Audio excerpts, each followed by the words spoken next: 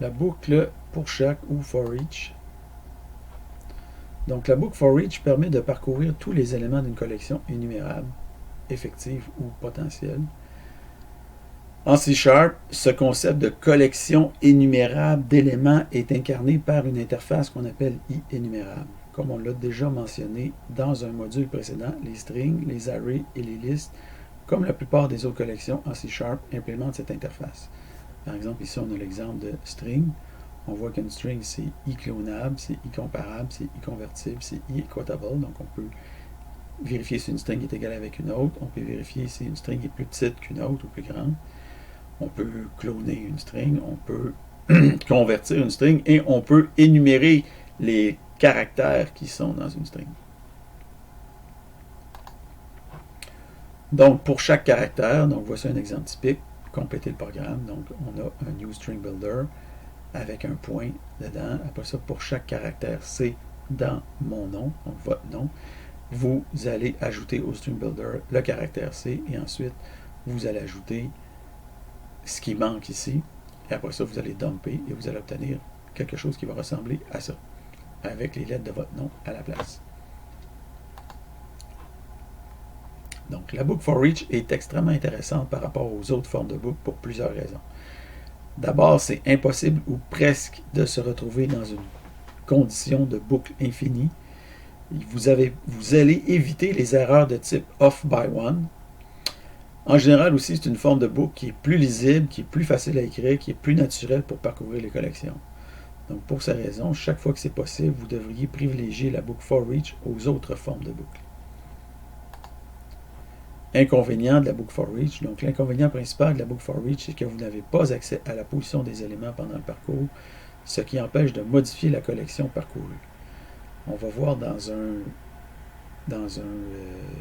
prochain module que dans certaines circonstances, c'est possible de modifier les éléments, mais c'est vraiment très spécifique. Par exemple, supposons que vous voulez remplacer tous les espaces par des underscores dans une string. Donc, supposons que vous vouliez faire ça, évidemment, vous pourriez utiliser la méthode replace, mais supposons que cette méthode n'est pas disponible, donc on peut utiliser une boucle pour standard pour le faire, par exemple à la prochaine diapo.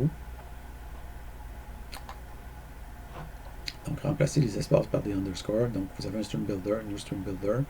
Donc, pour int i égale 0, tant que i est plus petit que la longueur du string builder i++, après ça, si le string builder en position i est égal à quelque chose, on va remplacer la lettre en position i par autre chose. Okay, donc ça, c'est une façon de modifier, de remplacer tous les espaces par des underscores.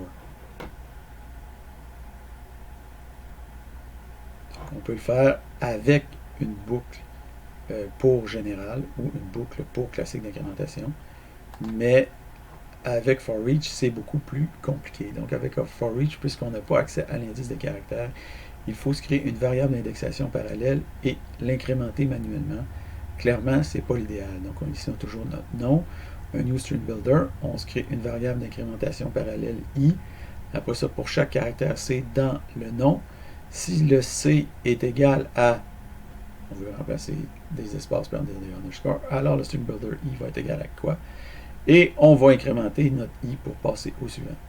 Donc, c'est un peu comme une espèce de boucle hybride, à la fois incrémentation et for each. C'est pas l'idéal. Donc, vous faites une saisie. Donc, pour chaque, dans d'autres langages que le C#, donc un autre inconvénient inattendu de la boucle for each est que sa formulation n'est pas standardisée entre les différents langages de programmation, contrairement aux boucles while et for, par exemple.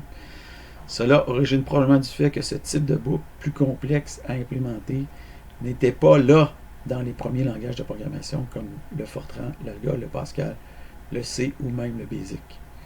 Donc, pour cette raison, chaque langage y a été un peu avec sa propre formule. Par exemple, ici, vous avez le for each en Visual Basic. Donc, on fait un dim, string builder, new string builder. Après ça, pour chaque caractère C dans la chaîne Frédéric Guérin, on fait sb.append, c.append, ajouter ce qui manque. Et Après ça, on fait un next et un sb.dom. Ce qui va donner ceci. Donc on voit que le for each, c'est sûr que le for each en VB n'est pas trop loin du for each de C#. Ces deux langages .NET. Après ça, voici le programme en Python.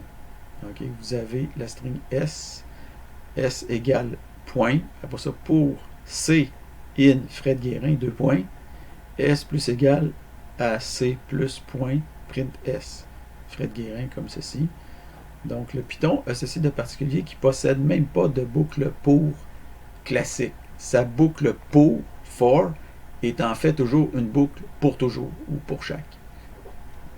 Donc, ici, pour saisir votre programme que vous avez ici, vous allez vous rendre sur cette page web-là et vous allez appuyer sur le bouton Fork. Ensuite de ça, vous allez modifier le code pour mettre votre nom à la place. Vous allez l'exécuter et vous allez à ce moment-là pouvoir faire une saisie comme ceci. Donc, en résumé, la boucle for each permet de parcourir tous les éléments d'une collection énumérable. Ce type de boucle possède de nombreux avantages par rapport aux boucles classiques while et for, donc on doit l'utiliser autant que possible. Ça évite les bouclages infinis, entre autres, et les erreurs off by one. Les inconvénients, c'est qu'il n'y a pas d'indice pour les éléments et la formulation est variable d'un langage à l'autre.